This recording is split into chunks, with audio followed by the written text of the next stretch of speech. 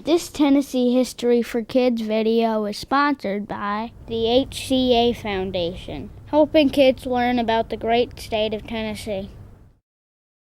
This is History Bill, and this is the beginning of the most challenging video I've ever done, because this video is on the six physical regions of Tennessee. I've already messed it up, but in any case, there's 6 physical regions of Tennessee, and as you can see over my shoulder, you know that pyramid, you recognize that? I'm in Memphis, Tennessee. I am at the lowest point of Tennessee, basically where Memphis and the Mississippi River meet. This is at the edge of what is known as the Gulf Coastal Plain, which is one of the 6 physical regions. If you look on this map, you'll see that basically all of West Tennessee, sloping downward from the Tennessee River to the Mississippi River, is in the Gulf Coastal Plain. This is the part of Tennessee that contains the city of Memphis, the city of Jackson, Reelfoot Lake, the only natural lake in Tennessee, and a lot of cotton fields, because I've seen a lot just driving through West Tennessee today. Now, I have got to go to the other 5 physical regions, and they're all that away. So here we go. Let's hope I don't break a leg between here and there.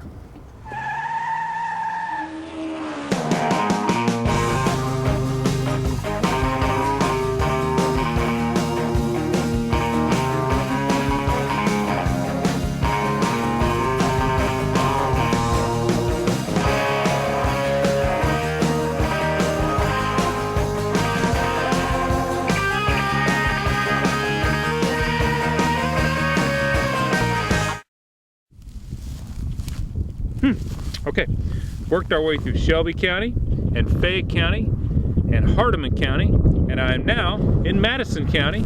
And the thing to remember about the Gulf Coastal Plain is that a lot of it, a very large part of it, is flat. I mean really flat. And did I say that the Gulf Coastal Plain was flat? Here I am near Pinson Mounds, which is also in Madison County. Look how flat this bike path is. And now I'm moving through Haywood County. There's not a hill in sight, is there?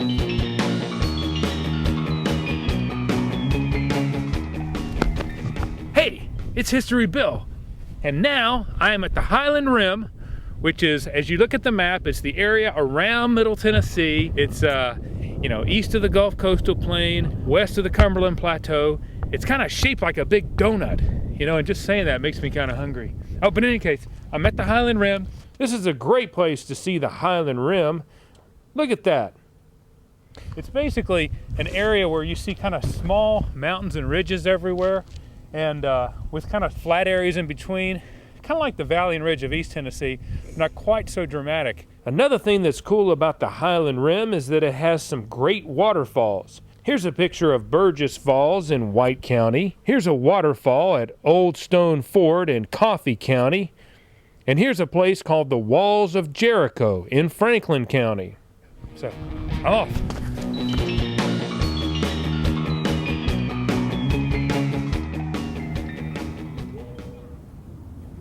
Whoa! It's the Central Basin.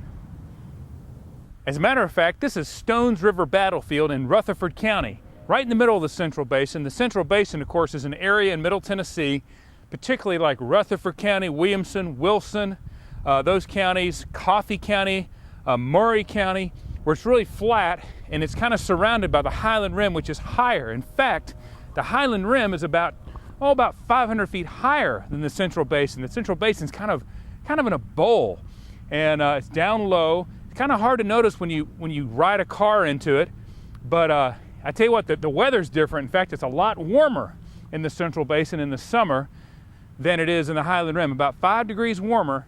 The largest city in the Central Basin is Nashville. Actually, most of Nashville is in the Central Basin, while the west part is more like Highland Rim. But look how flat the heart of Nashville is. Yep, this is definitely Central Basin.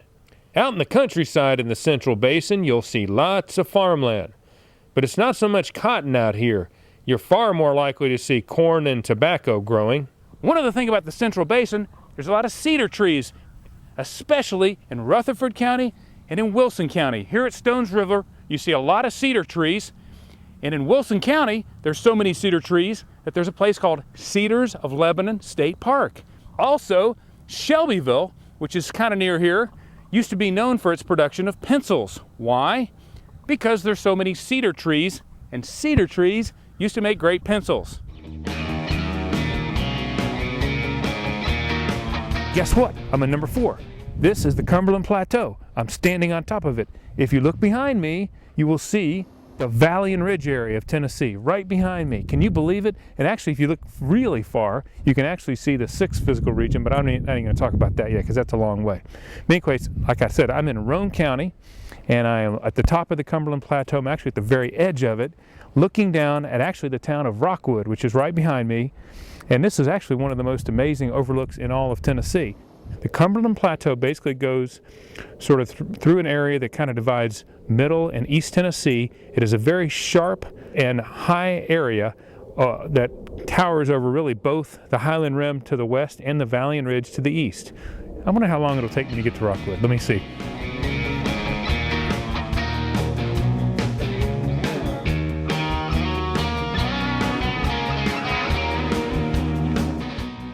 Now, I was telling you about Valley and Ridge. Well, here I am. In the Valley and Ridge section are a series of ridges that kind of goes through Tennessee, kind of in a southwesterly, northeasterly kind of dimension here. And one of the largest ones is right behind me. I'm in Granger County. Look at a map and you'll see it. Tiny county in Tennessee called Granger County. Behind me is a very high ridge that is actually known as Clinch Mountain here in Granger County. The Valley and Ridge covers a lot of area. This picture was taken on top of Lookout Mountain near Chattanooga, and that's the Tennessee River you see here.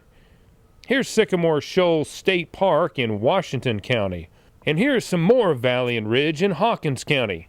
Perhaps you can see why people who lived in East Tennessee have historically had such a hard time growing some crops. That's 5 physical regions. The only one left is the Unaka Mountains. Unaka Mountains. Unaka Mountains. Wow, this must be the 6th and final physical region of Tennessee. This must be what they call the Unaka Mountains, which is in the upper part of Tennessee. It's basically where Tennessee and North Carolina meet, and this area is dominated by steep slopes and rushing streams with waterfalls. There are waterfalls all over the Unaka Mountains. You know, I appear to be on a trail. I wonder if I'm gonna go up this trail and see if there's a waterfall up this way. Let's explore the Unaka Mountains, come on. A lot of people think the Unaka Mountains are the same as the Smoky Mountains, and that's not really true. The Smoky Mountains are just a small part of the Unaka Mountains. One thing you'll notice in the Unaka Mountains is you'll see what appears to be smoke, like right here, but that's not really smoke, it's fog. Because we're so high up with altitudes of 5,000 or 6,000 feet that you're literally in the clouds. And when you're in these mountains, you are always close to a river. Well, I need to point something out about these streams, and don't try this at home. The thing about these streams is the water is very cold. The circulation is being cut off. If I stood here long enough, my feet would freeze. Remember, at the Unaka Mountains, cold water in those rushing streams and waterfalls.